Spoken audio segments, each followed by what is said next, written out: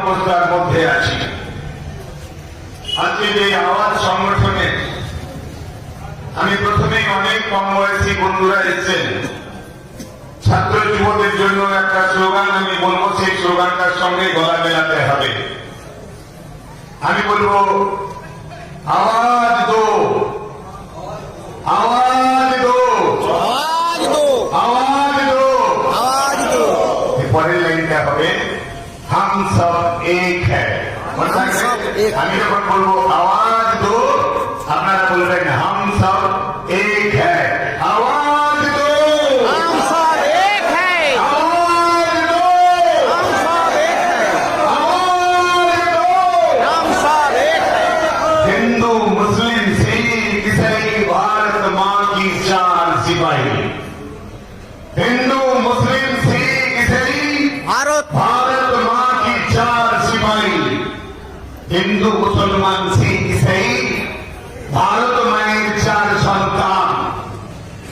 আজকে দিল্লিতে যারা সরকার চালাচ্ছেন তারা আমার একই মায়ের চারজন সন্তানকে আলাদা আলাদা করতে চাইছেন। হিন্দুকে আলাদা করতে চাইছেন, মুসলমানকে আলাদা করতে চাইছেন, শিখদের আলাদা করতে চাইছেন, ইসাইদের আলাদা করতে চাইছেন। তাই শুরুতে এই স্লোগানটা দিলাম, নরেন্দ্র মোদী তুমি যতই চেষ্টা করো, আমরা একই ভারত মায়ের সন্তান, তুমি আমাদের আলাদা করতে পারবে না। আমরা এক আছি, আমরা এক থাকবো, আমরা ভারতবাসী। আমাদের পরিচয় এটাই। আমাদের মায়ের নাম, একজন জন্মদাতা মা আছেন, প্রত্যেকের যাদের যাদের গর্ভে আমরা জন্মেছি, আর একজন মা যে মাটিতে আমরা জন্মেছি সেটা ভারত ভূমি। ভারত ভূমি, এই ভারত ভূমিতে যে সংবিধানটা 190 বছরের ইংরেজের বিরুদ্ধে লড়াই করবার পরে যে সংবিধানটা তৈরি হয়েছে, সেই সংবিধানে লেখা আছে নানা ভাষা, নানা মত, নানা ধর্মের মানুষ এই দেশটাতে থাকতে পারবে, কেউ কারো ধর্মে আঘাত করবে না।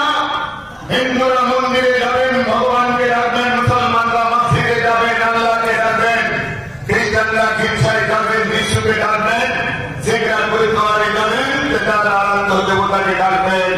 এটা সংবিধানের কথা, এটা আমার কথা না। আমাদের সংবিধানটাকে পদদলিত করে আজকে গোটা দেশকে খণ্ড বিখণ্ড করার চেষ্টা করছেন। বলছেন হিন্দি হিন্দু হিন্দুস্তান, हिंदू हिंदी हिंदुस्तान, और जो होगा मुसलमान आप सब भागो पाकिस्तान। अरे हिंदुस्तान आपका बाप का जमीन नहीं है, ये मुसलमान को ये बात बनने का हक आपका नहीं है। ये हिंदुस्तान ये हिंदू का भी है, मुसलमान का भी है, सिख का भी है, ईसाई का भी है, दलित का भी है, ब्राह्मण का भी है। अरे आरोप करने वाला नरेंद्र मोदी, अमित शाह तुम कौन है? আমি এই দুটো মানুষের নাম নিতে বাধ্য হচ্ছি। জানেন আমার যন্ত্রণা এই জায়গায় যে গতকাল মেদিনীপুরের ক্ষুদিরামের মাঝে আমার ডান দিকে ক্ষুদিরাম, যিনি দেশের জন্য ফাঁসি দড়িতে টান দিয়েছিলেন, বিকেল 5টায় একটা হিন্দি টেলিভিশন চ্যানেল আমার সাক্ষাৎকার নিতে এসে আমাকে কলেজ মাঠে ডেকে নিয়ে গেল। মোহাম্মদ সাহেব বললেন ওরা দিল্লি থেকে এসেছে, তুমি একটু ওদের সঙ্গে যাও। আমি গিয়ে বললাম, প্রথম প্রশ্নের উত্তর যে अमित शाह जी आया, इतना बड़ा जुलूस हुआ, मीटिंग हुआ, आपका बोलना क्या है? আমি তখন বললাম, হিন্দিতে বলেছি, আমি আর হিন্দি বাংলা দুটো করছি না, আমার সময় ছোট করতে হবে। তাই কথা বললেন, আমি শুধু এটা বললাম, আমার সান্ত্বনা এটাই, ক্ষুদিরাম বোস এই মেদিনীপুরের মাটিতে জন্মেছে। আর এই মেদিনীপুরের মাটিতে এমন একটা মানুষ এলো যে দলের নেতা, যে দলটা দেশের স্বাধীনতার জন্য একদিনও লড়াই করেনি, একদিনের জন্য লড়াই করেনি। আমরা গণতন্ত্রে লড়াই করেছি। আমি ওদের বললাম, हमारा जब मेदिनीपुर का सुकुमार सेनगुप्ता का नाम पता है? अंडमान निकोबार जेल में 19 साल 9 महीना आजादी के लिए संघर्ष किया। एक बीजेपी कार्यकर्ता का नाम बताओ जो आजादी का संघर्ष में शामिल हुआ खामोश माने बोबा হয়ে গেল সঙ্গে যিনি বিজেপি নেতা ছিলেন बोबा হয়ে গেলেন আমরা ক্ষুদিরামের মন্দির এখানে নয় আমরা ক্ষুদিরাম বিনয় বাবু দীনেশ প্রীতিলতা মাস্টারদা সূর্য সেন চন্দ্র শেখর ভগৎ সিং সুখদেব রাজগুরু তারা ফাঁসির দড়িতে প্রাণ দিয়েছেন দেশের স্বাধীনতার জন্য তাদের লক্ষ্যটা কি ছিল এ দেশে একদিন স্বাধীন হবে আর স্বাধীনতার খুব আকাশে সূর্যটা উঠবে মানুষ দুবেলা পেট ভরে খেতে পাবে লজ্জানি পাবে কাপড় পাবে লেখাপড়ার সুযোগ পাবে চিকিৎসার সুযোগ পাবে মাথা গোলবার মতো একটু বাসস্থানের সুযোগ পাবে এটার জন্য তারা ফাঁসি দড়িতে প্রাণ দিয়েছিলেন ক্ষুদিরাম বসরা স্বাধীনতার ৭৪টা বছর পেরিয়ে গেছে এদেশে ৩৯ কোটি মানুষ ২৪ ঘন্টায় দুটো রুটি বা এক মুঠো ভাত জোগাড় করতে পারে না আমাদের দেশে ১৯ কোটি তরুণ তাজা যুব আছে যাদের দুটো হাতে একটা কাজ নেই আমাদের ২১ কোটি ৫ থেকে ৯ বছরের সন্তান আছে যারা এখন স্কুলে যাওয়ার সুযোগ পায় না সাইদুল্লাহ যখন এমপি আর আমি যখন যুব আন্দোলনের সর্বভারতীয় নেতা আমি মনমোহন সিং এর কাছে একদিন গিয়েছিলাম কিছু দাবি নিয়ে সমস্ত দাবি নিয়ে আলোচনা হয়ে যাওয়ার পরে মনমোহন সিং আমাকে বলছেন তোরা চা খেতে যাও হিন্দুস্তানি নৌজওয়ানরা নেতা গোটা দেশের যুব আন্দোলনের নেতা আপনি একটু চা খেয়ে যাবেন না প্রধানমন্ত্রী চা খেতে বললে কি না বলতে পারি আপনারা কেউ চা খেতে বললে কি না বলতে পারি না বলতে পারলেন না আর যখন ওনার চা আসছে মন্ত্রীরা দপ্তরে চায় অর্ডার দিয়ে আসতে একটু দেরি হয় আর কি বানিয়ে টানিয়ে দায়িত্ব বানানো থাকে না সেই চা আস্তে আস্তে মনমোহন সিংকে আমি বলেছিলাম আর টিভি में जो एक ऐड देता है ना वो ऐड बंद कर दीजिए উনি তখন বললেন কোন বিজ্ঞাপন हम টেলিভিশনের যে বিজ্ঞাপন দূরদর্শনের হিন্দি খবর হওয়ার আগে টিং টিং টিং টিং টিং টিং করে ঘন্টা বাজবে আর ডান দিকে ৫ জন ছাত্র বাম দিকে ৫ জন ছাত্রী সেখানে যাবে শু পরা আছে স্কার্ট পরা আছে প্যান্ট পরা আছে জামা ইন করা আছে আবার টিং টিং করে ঘন্টা বাজবে আর পেছন থেকে বলা হবে আও বাচ্চা हम सब स्कूल चले एक साथ আমি বললাম এই বিজ্ঞাপনটা বন্ধ করে দিন মনমোহন সিং বলছেন কি বলছেন এটা সর্বশিক্ষা অভিযানের বিজ্ঞাপন আপনি এটা বন্ধ করে দিতে বলছেন কি করে আমি তখন ওনাকে সুকান্ত ভট্টাচার্যের কবিতার দুটো লাইন অনুবাদ করে শোনালাম বাংলা কবিতা আমার পড়া ছিল আমি বললাম हमारा बंगाल में एक छोटा कवि 21 साल उम्र में वो एक कविता लिखा था ওর কবিতার দুটো লাইন আমি ওনাকে অনুবাদ করে শোনালাম জানেন কবিতাটা কি খোদার রাজ্যে পৃথিবী গর্ভময় পূর্ণিমা চাঁদ যেন সংসার রুটি পেটে খিদে থাকলে চিড়িয়া বুলি মরে না একটা বাচ্চাকে স্কুলে যাওয়ার কথা বলার আগে তার খাবারের গ্যারান্টি তৈরি করতে হবে একটা বাচ্চাকে স্কুলে যাওয়ার কথা বলার আগে একটা নাঙ্গা বাচ্চা উলঙ্গ শিশু স্কুলে যেতে পারে না তার একটা প্যান্টের ব্যবস্থা করতে হবে একটা জামার ব্যবস্থা করতে হবে পিঠে স্কুলের ব্যাগ না হোক অন্তত তার হাতে একটা সুইট পেন্সিল দিতে হবে আগে তাদের ব্যবস্থা এখনো পর্যন্ত করা হয়নি আমার মা বোনদের এখনো পর্যন্ত ওই জানাতে যাচ্ছে বিজেপি আদেশের বন্ধন কি করে বলে জানেন যে মহিলারা রাজনীতি করবে না महिला के लिए 2 कोठी है वो 2 कोठी में क्या करेंगे एक कोठी में बच्चा पैदा करेगा और एक कोठी में खाना बनाएगा पोती के लिए এটা আরএসএস এর বই আমার কাছে আছে সেই বইতে লেখা আছে মহিলাদের জন্য দুটো ঘর একটা ঘরে তার বাচ্চার জন্য দেবে আবুল ঘর আরেকটা ঘর হচ্ছে রান্নাঘর মেয়েরা রাজনীতি করবে না বিশ্বাস করুন বোনেরা দিদিরা আপনারা এসে আওয়াজের ঠান্ডা নিয়ে মিছিলে হাঁটলেন গর্বে বুক ফুলে গেল আমার বলতে ইচ্ছে করছিল নরেন্দ্র মোদী অমিত শাহ দেখে যাও আমাদের মান পরিবার অধিকার রক্ষার জন্য আজকে ভারতের ময়দানে সামিল হয়েছে হ্যাঁ গোটা দেশে নারী নিরাপত্তা নেই রামমোহন বিদ্যাসাগর মহিলাদের জন্য আন্দোলন করেছিলেন রামমোহন সতীদাহ প্রথার বিরুদ্ধে আন্দোলন করেছিলেন আর আজও আমার হাতরাসের বোনকে প্রশাসনের উদ্যোগে পুলিশ দিয়ে দাঁড়িয়ে থাকে মেরুদণ্ডহীন কাপুরুষের মতো রাতের অন্ধকারে একজন ধর্ষিতার দেহ পুলিশ দিকে যায় যেখানে যোগীর সরকার আছে আর যোগীর সরকার যেখানে আছে ওই নরেন্দ্র মোদীরা শুধু মায়েদের উপর বোনেদের উপর করছেন তা না, গতকাল দুপুরবেলা কি নাটক দেন? স্বরাষ্ট্রমন্ত্রী সালমনিরা কৃষক পরিবারে গিয়ে টেলিভিশনের ভাষায় ছাই ভোজ আজ কি খাবে? তার বাড়িতে ভাত আছে, জানুয়ারি দেখেছি ভাত নেই। কালকে অমিত শাহ টেলিভিশনের 50টা টেলিভিশনের চ্যানেলের সামনে বসে অমিত শাহ তার সামনে কঙ্গ নিয়ে খাবে বলে মাটির থালা কুমারটুলি থেকে আনা হয়েছে। একটা মাটির থালাটার দাম শুধু 800 টাকা। আর তার সঙ্গে খাবার নিশ্চয়ই খাবেন, কিন্তু এই নাটক কৃষকের বাড়িতে খাচ্ছি আর দিল্লিতে 20 লাখ কৃষক আজকে 23 দিন ধরে রাস্তায় বসে আছে। তাদের সঙ্গে 2 মিনিট কথা বলার তুমি সময় পাওনি। রাস্তায় ধর্ণা দিতে দিতে 26 জন কৃষক আমার সভাপতি বন্ধু মুস্তাফা প্রস্তাব দিল, আমি ওকে অভিবাদন জানাই, ধন্যবাদ জানাই যে দিল্লিতে 26 জন কৃষক রাস্তায় বসে ঠান্ডায় বৃষ্টিতে তারা সেখানে মারা গেল। আর এখানে কৃষক দরদ দেখা হচ্ছে। এসব নাটক বাংলায় করবেন না, এসব নাটক বাংলার মানুষ বরদাস্ত করবেন না। আপনারা একটা সাম্প্রদায়িক দল, এই নরেন্দ্র মোদী আর অমিত শাহকে আমি বলি এই দেশের সবচেয়ে বড় খুনি কোথায় আছে? কোন কোন বন্ধু আমার বক্তব্য রেকর্ডিং করছেন, পারলে বিজেপি নেতাদের কাছে পাঠিয়ে দেবেন, পারলে মামলা করুন। এদেশের সবচেয়ে বড় খুনি কোথায়? কোন জেলা আছে? কোন জঙ্গলে আছে? যন্ত্রণাটা এই জায়গায়। আমাদের দেশের সবচেয়ে বড় খুনি মানুষটা দেশের প্রধানমন্ত্রীর চেয়ারে বসে আছে। সবচেয়ে বড় খুনি, সবচেয়ে বড় খুনি। কেন এ কথা বলছি?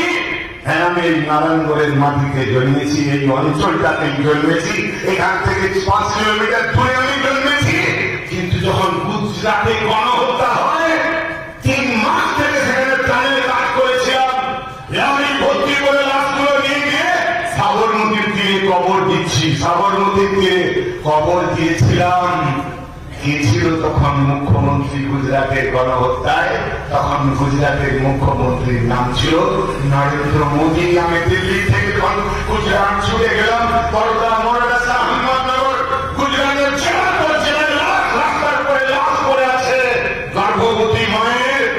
গর্ভবতী মায়ের পেটটা তলোয়ার দিয়ে চিড়ে দিয়ে ত্রিশূল দিয়ে বাচ্চাটাকে তুলে জয় শ্রীরাম, জয় শ্রীরাম ধ্বনি দেওয়া হচ্ছে। আমি রামায়ণ অনেকবার পড়েছি, রামচরিত মানস পড়েছি। একটা গল্প কাহিনী রামায়ণের কোথাও লেখা নেই যে অন্য ধর্মের গর্ভবতী মায়ের পেট ছিঁড়ে তার বাচ্চাটা বের করে জয় শ্রীরাম, জয় শ্রীরাম ধ্বনি দাও। আপনি পারেন আছে আমাদের, আপনি প্রতিবাদ করবেন না, আপনি এক হবেন না। কেন শুরুতে বললাম হাম সব এক খাও, এই সময় নাম দিলাম, আজকে ওরা স্লোগান দিচ্ছে एक धक्का मार दो सारे मस्जिद तोड़ दो। দেশে যত মসজিদ আছে এক ধাক্কা মেরে সব ভেঙে দাও। 1992 সালের 6 ডিসেম্বর তোমরা একটা মসজিদ ভেঙেছ। 466 বছরের পুরনো মসজিদ আমির নির্বাহী তৈরি করেছে। আর একটা মসজিদ ভাঙলে কি হয়? ফৈজাবাদ চলেছে, লখনৌ চলেছে, কানপুর চলেছে, দিল্লি চলেছে, মুম্বাই তাও তাও করে চলেছে। 20,000 মানুষ খুন হয়ে গেছে। আপনি প্রতিবাদ করবেন না?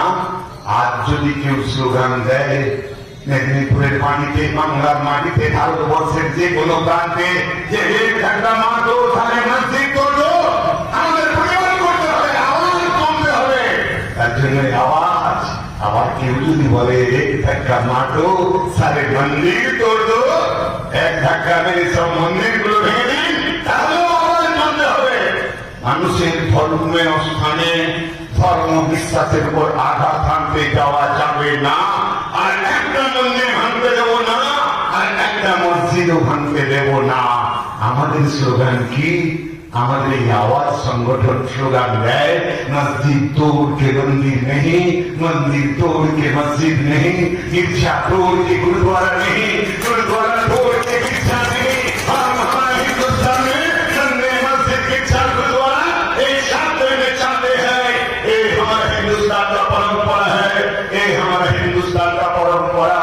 हमारे देश मंदिर, मस्जिद, गिरजा, गुरुद्वारा একসাথে মাথা উঁচু করে দাঁড়িয়ে থাকবে।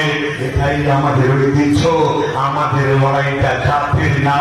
নরেন্দ্র মোদী মুখ্যমন্ত্রীকেও বলতে চাই, জাতের রাজনীতি করবেন না, আগে ভাতের রাজনীতি করুন। ভাতের আপনাদের কারো বাড়িতে কেউ মারা গেলে শ্মশানের কোন সমস্যা হয়? সরকারের জন্য শ্মশানের সমস্যা হয়? আর হিন্দু ভাইরা বোন আপনাদের জিজ্ঞেস করছি, শ্মশানের কোন সমস্যা হয়? কেউ মারা গেলে খাওয়ার সমস্যা আছে, কাপড়ের সমস্যা আছে, কিন্তু আমার বাবা ঠাকুর দাদা মারা গেছে, মা মারা গেছে, কিন্তু শ্মশানের কোনোদিন সমস্যা হয়নি। কেউ বাড়িতে যদি মারা যায় কবরস্থানের সমস্যা হয়? বলুন একটু, কবরস্থানের সমস্যা হয়? হয় না? আমাদের লড়াই কর্মসংস্থানের জন্য, আমাদের লড়াই বাসস্থানের জন্য, আমাদের মাথার উপরে একটু ছাদ চাই, বাসস্থান চাই। লড়াই করতে হবে বাসস্থানের জন্য, লড়াই করতে হবে এই যে বেকার যুবক তাদের হাতে কাজের জন্য, কর্মসংস্থানের জন্য। আমরা শ্মশান কবরস্থান নিয়ে লড়াই করবো না, আমরা মন্দির মসজিদ নিয়ে লড়াই করবো না, আমরা জাতপাত নিয়ে লড়াই করবো না। আজকে এই যে আওয়াজের সভা, এখানে কোন চেয়ারে লিখে দেওয়া হয়নি এখানে মুসলমান বসুন, এখানে হিন্দু বসুন। কি লেখা লেখা আছে নাকি? চেয়ারের পেছন দিকে দেখে নিন, কোথাও মুস্তাফা ভাই লিখেছে, মহল্লা লিখেছে কিনা? এখানে হিন্দুরা বসবে, এখানে ব্রাহ্মণ বসবে, এখানে সাঁওতাল বসবে, এখানে লোধা বসবে, এখানে পার্টি বসবে, এসব লেখা আছে? না, নেই। আমরা ওটা খোঁচাতে চাই। মানুষের মূল সমস্যাটা নিয়ে লড়াই করতে হবে। রুটি কাপড়া और मकान, शिक्षा और रोजगार, রুটির জন্য লড়াই করতে হবে, বস্ত্রের জন্য লড়াই করতে হবে, কাপড়ের জন্য লড়াই করতে হবে। আমাদের শিক্ষা শিক্ষা শিক্ষার জন্য লড়াই করতে হবে। বিক্রি করে দেওয়া হচ্ছে গোটা শিক্ষা ব্যবস্থাটাকে। আমাদের স্বাস্থ্য নেই। করোনাতে 1 লাখের বেশি মানুষ মরে গেল। করোনাতে যখন দেশের প্রধানমন্ত্রী হাসপাতাল তৈরি করার কথা, তখন উনি যাচ্ছেন ভূমি পূজা করতে, মন্দির বানাবেন। মন্দির বানাবেন, আমাদের মন্দিরের অভাব আছে। দিদি তোমাদের জল ঢালতে নেবে, আমি হিন্দু বৌদিদের জিজ্ঞেস করছি, জল ঢালতে নেবে মন্দিরের, শিবের মন্দিরের অভাব আছে? জায়গা পাও, জল ঢালার জায়গা পাও? ভাবিজি বাহিন, তোমাদের মসজিদ আছে এলাকায়? আল্লাহকে ডাকার জন্য, নামাজ পড়ার জন্য মসজিদ আছে? তাহলে এই কাজগুলোর জন্য মন্দির মসজিদ তৈরির জন্য প্রধানমন্ত্রী তোমাকে লাগে না? গোটা দেশ যখন করোনা আতঙ্কে ভুগছে, নরেন্দ্র মোদী যদি একটা হাসপাতাল লিখ করতো, আমি এই জায়গায় দাঁড়িয়ে আমি নরেন্দ্র মোদীকে সালাম করতাম। 5ই আগস্ট উত্তরপ্রদেশ দৌড়ে গেলেন কিনা, ভূমি পুজো করছেন, ভূমি পুজো করছেন। ভারতবর্ষে 23 লাখ মন্দির আছে। আমি কয়েকশো মন্দির ঘুরেছি, বেড়াতে গিয়েছি, দেখেছি, কিন্তু মন্দির তৈরির জন্য সরকার লাগে না। গুজরাটের সোমনাথ মন্দির তৈরির জন্য সরকার লাগেনি, পুরীর জগন্নাথ মন্দির তৈরির জন্য সরকার লাগেনি, দক্ষিণেশ্বরের কালী মন্দির তৈরির জন্য সরকার লাগেনি, কালীঘাটের মন্দির তৈরির জন্য সরকার লাগেনি, জম্মুতে জয়মালাদি তৈরির জন্য সরকার লাগেনি, গোল্ডেন টেম্পল তৈরির জন্য সরকার লাগেনি। আমি কাশ্মীরে হযরতবাল মসজিদে গিয়েছিলাম, সেই মসজিদ তৈরির জন্য সরকার লাগেনি। আর জামা মসজিদ তৈরির জন্য সরকারের প্রয়োজন হয়নি। যে যার প্রার্থনা করবার জন্য সেই ধর্মের মানুষরা মন্দির মসজিদ গির্জা গুরুদ্বারা তৈরি করবে। আজকে যারা আমাদের দেশের মানুষের উপর যেভাবে আক্রমণ করছে, আক্রমণ নামে আনছে, যে চোখরামানি দেখানো হচ্ছে, এই চোখরামানি আমরা সহ্য করবো না। আমাদের রবীন্দ্রনাথ বারে বারে কবিতা লিখেছেন, ভারতের মিলন মহান, নানা ভাষা নানা মত নানা পরিধান, বিবিধের মাঝে দেখো মিলন মহান, ভারতবর্ষের সুমহান বৈশিষ্ট্যকে তুলে ধরবার চেষ্টা করেছেন। আর আমাদের রাজ্যে আজকে যে ঐতিহ্য আমরা তৈরি করেছিলাম, সেই ঐতিহ্যকে বর্তমান শাসক দল তারাও সেটাকে ভেঙে দেওয়ার চেষ্টা করছে, ধর্ম নিয়ে রাজনীতি তৈরি করছে। যে কথাটা আলোচনা হলো, আমার কোরআন পড়ার সুযোগ হয়েছে, বই দিয়েছিলেন জামা মসজিদের নাম, সেটা পড়তে গিয়ে যেটুকু জেনেছি আমি শেষ করবো আমার কথাটা এখানে। যে বলুন তো, ইসলাম ধর্ম না গ্রহণ করে কি রোজা রাখা যায়? ইসলাম ধর্ম না গ্রহণ করে কি রোজা রাখা যায়? রোজা রাখা যায় না। আপনারা কত কষ্ট করেন সূর্য উদয়ের আগে রোজার মাসে খাবার তৈরি করে, মা বোনেরা ভোরবেলায় সূর্য ওঠার আগে খাবার খেয়ে নেন। সারাদিন কোরআনের নির্দেশ অনুযায়ী জল গ্রহণ করা যায় না। আবার সূর্যাস্তের পরে কোনদিন 6:35, কোনদিন 6:34, কোনদিন 6:33, 1 মিনিট করে কমে আসবে রোজা ভাঙার সময়টা, তাই তো? ঠিক ভুল বললে বলে দেবেন। রোজা ভাঙার সময়টা 1 মিনিট করে কমে আসবে। সারাদিন উপসে থেকে আপনারা যখন ওই ইফতারে বসছেন, তখন এই রাজ্যের মুখ্যমন্ত্রী সকালবেলা 3 টাকা বিস্কুট দিয়ে সবুজ চা, ইংরেজিতে বলে গ্রিন টি খাচ্ছেন। 9:30টার সময় একটা ডিমের সিদ্ধ, একটা কলা, একটু ফলমূল আর 2 পিস পাউরুটিতে মাখন মাখিয়ে খাচ্ছেন। বেলা 1টার সময় 1 পিস পেঁপে, 1 পিস আলু, আর তাদের হয় একটা মুরগির টুকরো, নয় ওই একটা কুচো মাছ, ছোট চারা মাছ, তাদের হালকা ঝোল দিয়ে একটা রুটি, একটা ভাত দুপুরে খাচ্ছেন। বিকেল 5টার সময় দুধ দেওয়া কফি চাই, অল্প চিনি দিয়ে দুধ দিয়ে কফি খাবেন, সঙ্গে দুটো গ্রিন টেকার বিস্কুট খাবেন। আর 6:32-এ মাথায় সাদা চাদর চড়িয়ে তাকে আপনাদের সঙ্গে বসে যাবেন। এটাকে মেনে নেওয়া যায়? এটাকে কোনোদিন যদি বসুর দরকার হয়েছে? যদি বাবু কি আমার সংখ্যালঘু ভাই বোনদের পাশে ধরেনি? যেমন ইন্দিরা গান্ধী খুন হয়ে গেছে, রাজীব গান্ধী খুন হয়ে গেছে, তানভীর গান্ধী খুন হয়ে গেছে, এ রাজ্যে খুনের রক্ত পড়তে দেয়নি। বলেছেন সাম্প্রদায়িক দাঙ্গা করতে দেব না। বুদ্ধদেব ভট্টাচার্য বলেছেন এই রাজ্যে দাঙ্গা করতে এলে দাঙ্গা কাটতে মাথা ভেঙে দেবো। আজকে রাজ্যে এতগুলো দাঙ্গা সংগঠিত হয়ে গেল,